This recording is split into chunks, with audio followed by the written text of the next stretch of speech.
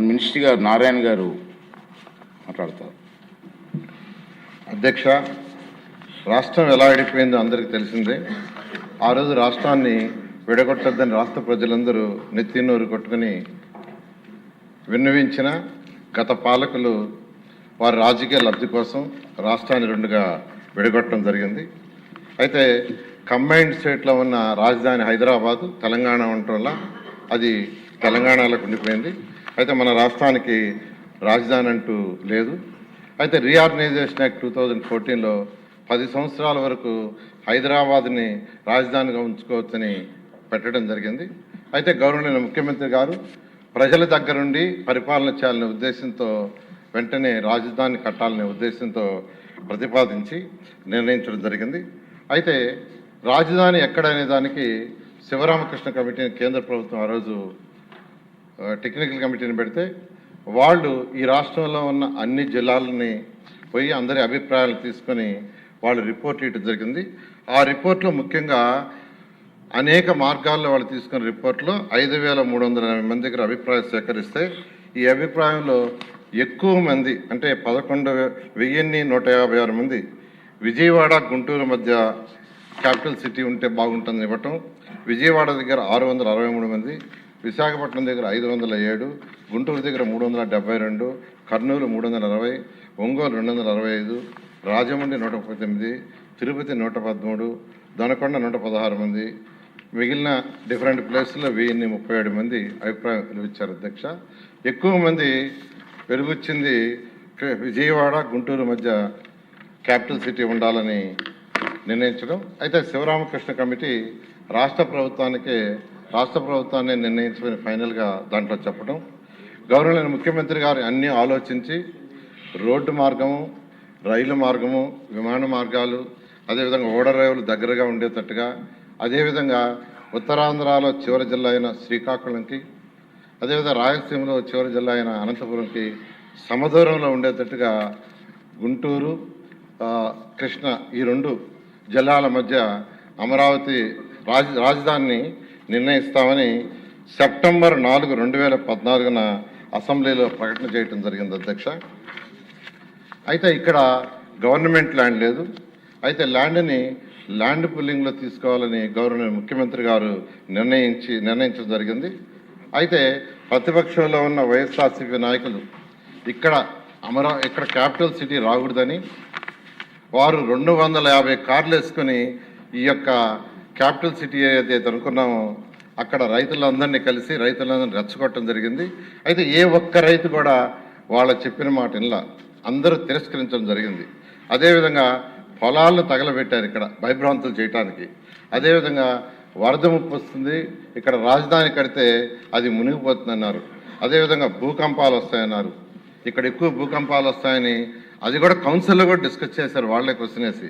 అదేవిధంగా ఈ యొక్క ల్యాండ్ నిర్మాణానికి పనికిరాదని చెప్పటం, ఇలా అనేక దుష్ప్రచారాలు చేయటం జరిగింది. అధ్యక్ష, అయితే ముఖ్యమంత్రి గారి పిలుపుతో 2015 జనవరి 1 ల్యాండ్ పుల్లింగ్ నోటిఫికేషన్ ఇస్తే కేవలం 58 రోజుల్లో ఒక్కటంటే ఒక్క లిటిగేషన్ లేకుండా ఫిబ్రవరి 28వ తేదీకి 34,400 ఎకరాలను 29,966 మంది రైతు సోదరులు ఒక్కటంటే ఒక్క లిటిగేషన్ లేకుండా ఇవ్వటం జరిగింది. అధ్యక్ష, ఇది కేవలం ముఖ్యమంత్రి గారి మీద ఉన్న నమ్మకంతో ఇచ్చారు.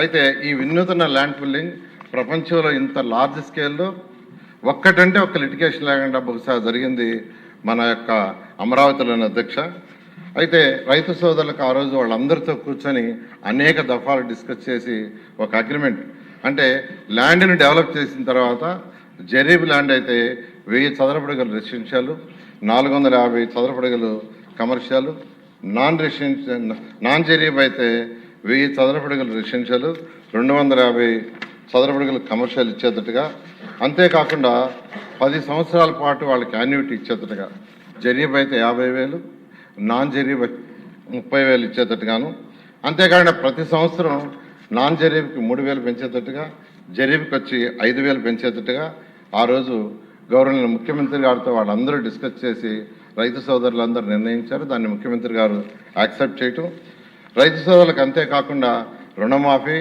రైతు కూలీలు ఎవరైతే ఉండారో అంటే ఈ భూములు ల్యాండ్ పూలింగ్ తీసుకోవటం వల్ల రైతు కూలీలకి ఉపాధి పోతుందనే ఉద్దేశంతో రైతు కూలీలకు పెన్షను, అదే కాకుండా స్కిల్ డెవలప్మెంట్ చేసి వాళ్ళకు ఉద్యోగాలు వచ్చే విధంగా చేయటం, ఉచిత విద్య, ఉచిత వైద్యం, అన్నా క్యాంటీన్ వంటి సదుపాయాలు కల్పించడానికి అంగీకరించి అవన్నీ చేయటం జరిగింది అధ్యక్ష.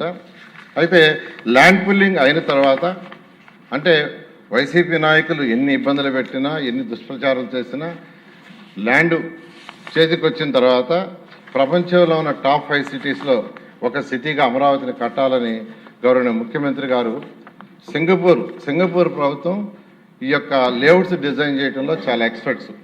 వారిని గౌరవనీయ ముఖ్యమంత్రి గారు సంప్రదించడం, వారు వెంటనే ఒక ఎంఓయూ మనతో కుదుర్చుకొని వాళ్ళు ప్లాన్ చేసి ఇవ్వడానికి నిర్ణయించారు. వాళ్ళు 3 రకాల ప్లాన్లు ఇచ్చారు అధ్యక్ష. ఒకటి capital region concept master plan, reason మొత్తానికి కాన్సెప్టు. అదేవిధంగా క్యాపిటల్ సిటీ మాస్టర్ ప్లాన్, సిటీకి 217 చదరపు కిలోమీటర్లకి మాస్టర్ ప్లాను. అదేవిధంగా సీడ్ క్యాపిటల్ మాస్టర్ ప్లాన్, ఈ 3 ప్లాన్లు ఇచ్చారు అధ్యక్ష. ఈ ప్లాన్లలో కూడా గవర్నర్ ముఖ్యమంత్రి గారి యొక్క సలహా మేరకు 9 నగరాలని, ఒకటి government complex, justice city, finance city, knowledge city, electronic city, health city, sports city, అదేవిధంగా మీడియా సిటీ, టూరిజం సిటీని అన్ని 9 నగరాలకు యాక్చువల్గా దాన్ని డిజైన్ చేయడం జరిగింది అధ్యక్ష. అదేవిధంగా 30% ఏరియాని గ్రీన్ అండ్ బ్లూగా, ఈ 217 చదరపు కిలోమీటర్లో 30% ఏరియాని గ్రీన్ అండ్ బ్లూగా పెట్టారు. ఆ విధంగా యాక్చువల్గా ఈ యొక్క ప్లాన్ని వాళ్ళు ఇవ్వటం జరిగింది అధ్యక్ష. అయితే ఇందులో 27 టౌన్షిప్లు కూడా పెట్టారు. ప్రతి టౌన్షిప్కి పార్కులు, స్కూల్స్, హాస్పిటల్స్, కమర్షియల్ కంపెనీ అనేక సదుపాయాలు యాక్చువల్గా చేయటం జరిగింది అధ్యక్ష. అదేవిధంగా ఐకానిక్ బిల్డింగ్స్ కట్టాలనే ఉద్దేశంతో ప్రపంచంలో టాప్ 10లో ఒకరైన నార్మన్ ఫాస్ట్ అనే ఆర్కిటెక్చర్స్ని యాక్చువల్గా సెలెక్ట్ చేయటం జరిగింది అధ్యక్ష.